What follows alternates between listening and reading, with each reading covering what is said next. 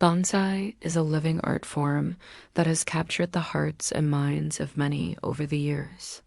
But what if I told you there was a form of bonsai that predates the Japanese art by centuries?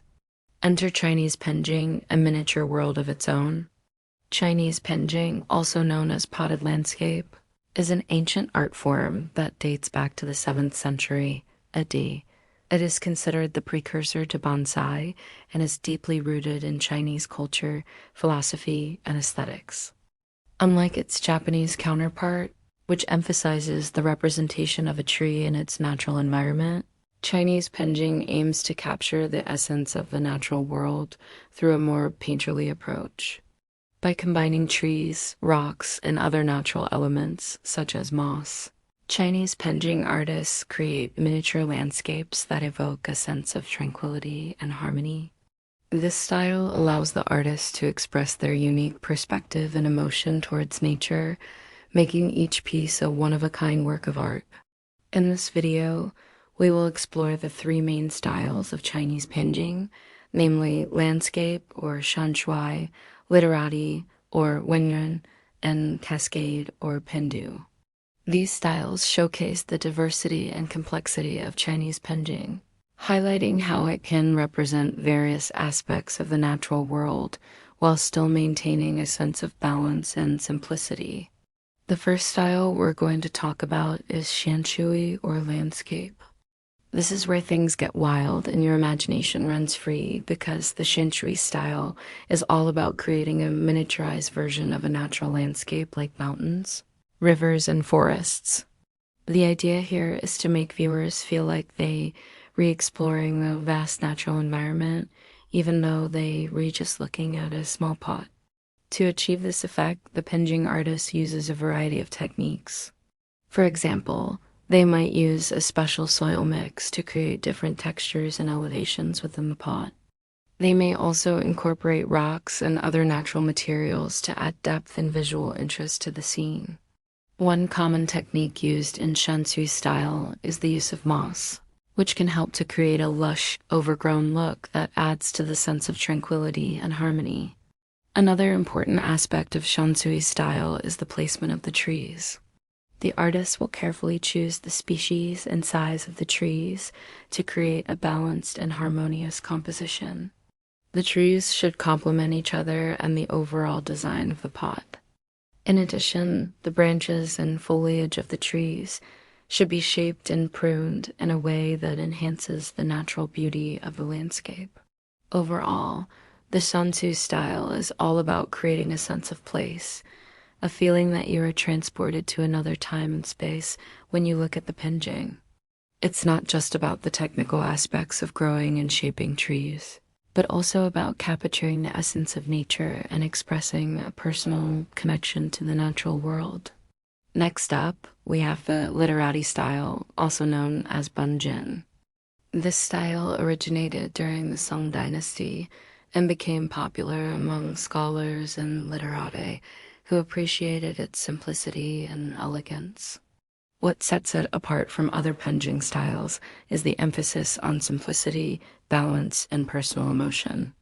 Unlike shanshui style, which aims to create a complex and detailed landscape, the literati style focuses on a single tree or a small group of trees with minimal accessories.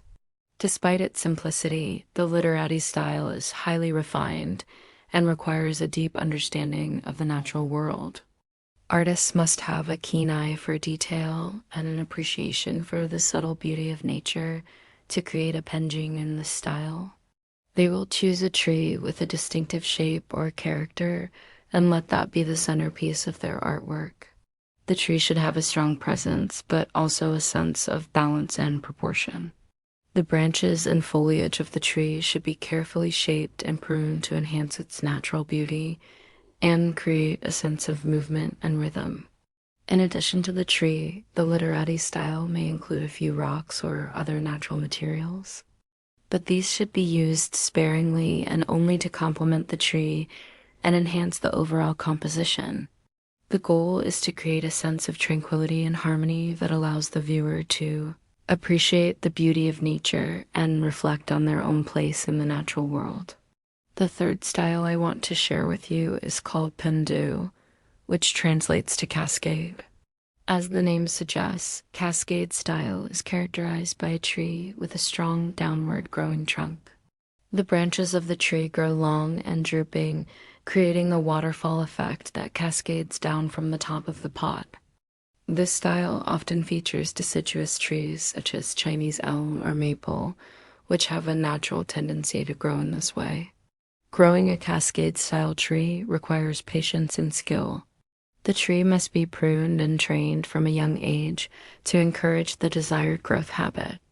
The branches are often wired to guide their growth and shape.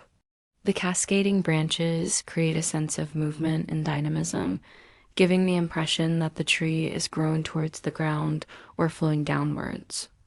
This style is particularly suited to larger pots and allows for the creation of a dramatic and eye-catching composition. The contrast between the upright trunk and the cascading branches creates a sense of balance and stability, while the overall shape of the tree evokes a sense of power and resilience. Cascade-style trees are said to represent endurance in the face of harsh environments and are often used to symbolize strength and perseverance. Now that we've covered the three primary styles of Chinese Penjing, let's take a closer look at how these styles are brought to life by some of the most skilled Penjing artists in China. Our first artist is Zhang Tai, a master of the landscape style, who is renowned for his ability to create miniature worlds that are teeming with life. Zhang Tai's Penjing are like portals to another realm where mountains rise and fall in perfect harmony, where rivers meander through lush landscapes, and where tiny figures seem to go about their daily lives, oblivious to the fact that they are part of a work of art.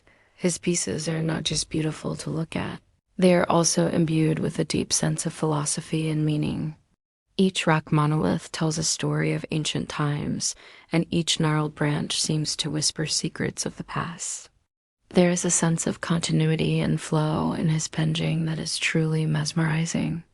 You can almost feel the energy of the landscape pulsing beneath your fingertips as you trace the contours of its miniature mountains and valleys.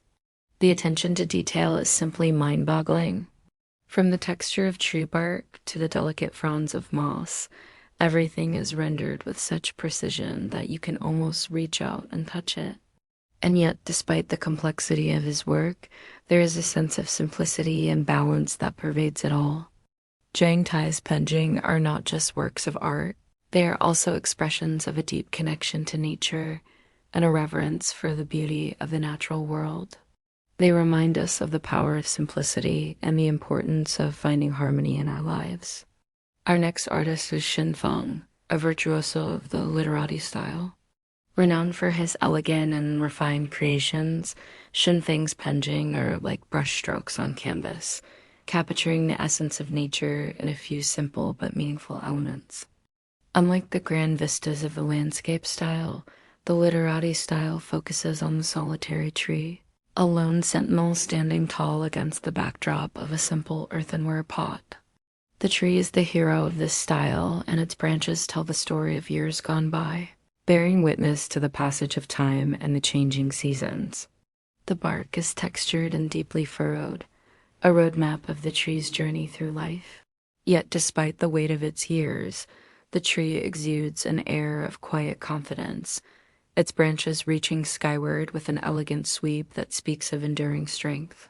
In the literati style, less is more. The absence of a dense canopy invites contemplation, allowing the viewer's imagination to fill in the blanks. The negative space around the tree becomes a canvas for the mind's eye, which can wander freely through the realm of possibility. The simplicity of this style is its greatest strength, allowing the viewer to connect with the tree on a deeper level and find solace in its timeless beauty. Finally, we have Wang Qi, a master of the cascade style whose creations defy gravity and logic alike. His cascade-style trees are like waterfalls frozen in time, their branches cascading down in a graceful arc that seems to defy the laws of physics. These trees are not meant to be static works of art. They are living, breathing entities that evolve and change with the seasons, offering a glimpse into the dynamic forces of nature.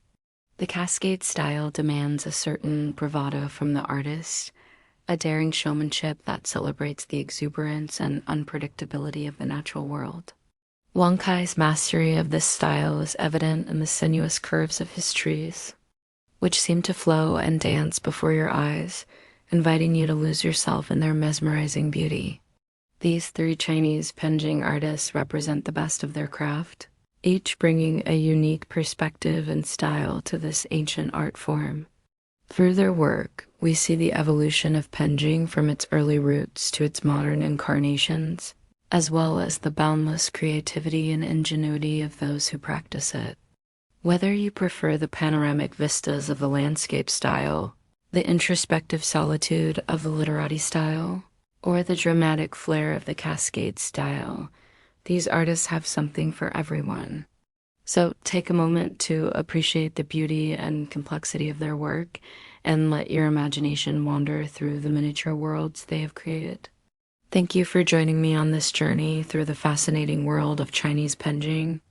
If you enjoyed this video, please don't hesitate to leave a comment below and share your thoughts on this unique art form.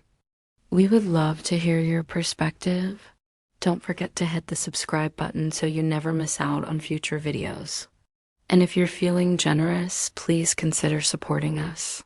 Your support will help us continue to produce high-quality videos and explore new topics. Thank you again for watching, and we look forward to seeing you in the next video.